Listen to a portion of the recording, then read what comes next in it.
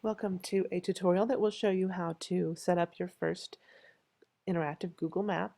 The first thing you're going to want to do is be into a Google account, whether it's a regular personal Gmail account or a Google Apps account for your district, the Google Apps for Education. Is what I happen to be in for my district here.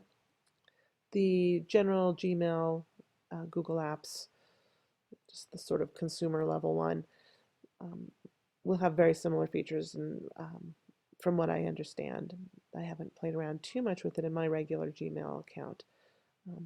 I tend to use it just with my district Google Apps account. So somewhere along here, you may have maps along this sort of toolbar here. If you don't, it's generally found under More.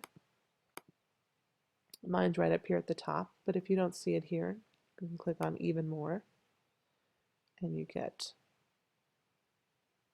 all of these choices here, and Maps is right there.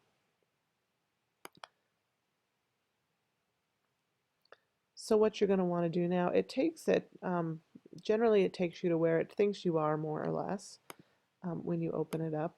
It's a little off on mine, but that's okay. We're not going to be too worried about that because we're going to create a new place. So I'm going to click here where it says My Places. And I've created a few or updated a few. As you can see here, if you've never created one, you won't have these down here. But that's okay because we're going to create one. So I'm going to click here on Create Map, and it's going to ask for a name. I'm going to do this one based on the book Make Way for Ducklings.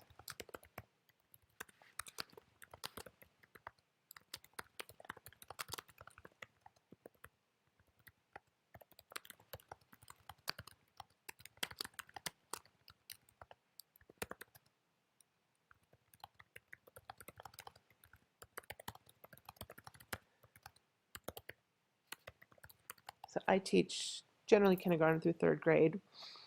So we use more primary level books, but you could certainly do any kind of books, Shakespeare, Canterbury Tales if you're high school.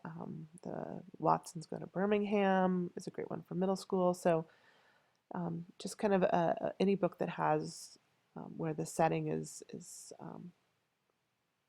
a feature within that story, a strong feature within the story, is a great one to use for this. So you can decide if you want it public or unlisted.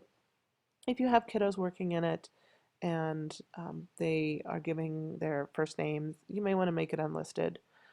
For this one, it's going to be one that I've made. I don't have anything that's super classified in here, so I'm going to make it public. But again, you can choose this privacy and sharing settings. Clicking here will tell you more about each setting. So I'm going to go ahead and click on Done. And I'm ready to start adding locations, which is what we will do in the next tutorial.